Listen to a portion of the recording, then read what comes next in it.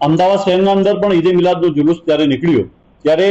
આઈ લવ મોહમ્મદના banner એ સમયમાં લાગ્યા હતા. ઘણી જગ્યાએ બસ સ્ટોપ પર બી આજે પણ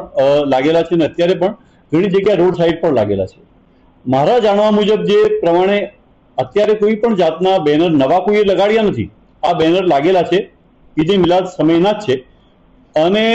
લોકોએ આઈ લવ મોહમ્મદના બેનર એટલા માટે લગાડ્યા કે ભાઈ જે દુનિયામાં જે શાંતિનો સંદેશો આપ્યો છે એ પૈગંબર સાહેબનો જન્મદિવસ હોય છે.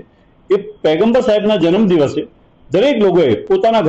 ઘર પાસે પણ પોતાના મહોલ્લામાં અથવા તો કોઈ જગ્યાએ કોઈ મોટા કાર્યક્રમ થતા હોય પોતાના ધર્મના અંદર જેટલો અધિકાર આપેલો છે તમામ સમાજ હિન્દુ મુસ્લિમ શીખ ઈસાઈ તમામ લોકોને મારી વિનંતી છે કે આ પ્રકારનું જે પણ અત્યારે જે લોકો ટ્રેન્ડ ચલાવી રહ્યા છે એને અંદર ખાસ કરીને યુવાનોના અંદર જે ટ્રેન્ડ ચાલી રહ્યો છે હું લોકોને વિનંતી કરું છું કે ગુજરાતના અંદર શાંતિ સલામતી સુરક્ષા તમામની જવાબદારી આપણા સૌની છે અને આ પ્રકારની જ્યારે ઘટનાઓ બનતી હોય કોઈ જગ્યાએ આપણે જોયું હશે કે અત્યારે બૈયલના અંદર દહેગામના બૈયલના અંદર તોફાન થયું, બરોડાના અંદર થયું, ગોધરાના અંદર થયું.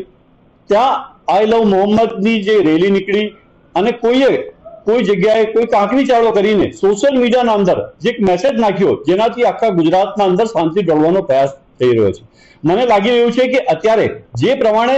ગુજરાતની શાંતિને ડોળવાનો કોઈ પ્રયાસ કોઈ રાજકીય રીતથી થતો હોય એવું મને લાગી રહ્યું છે.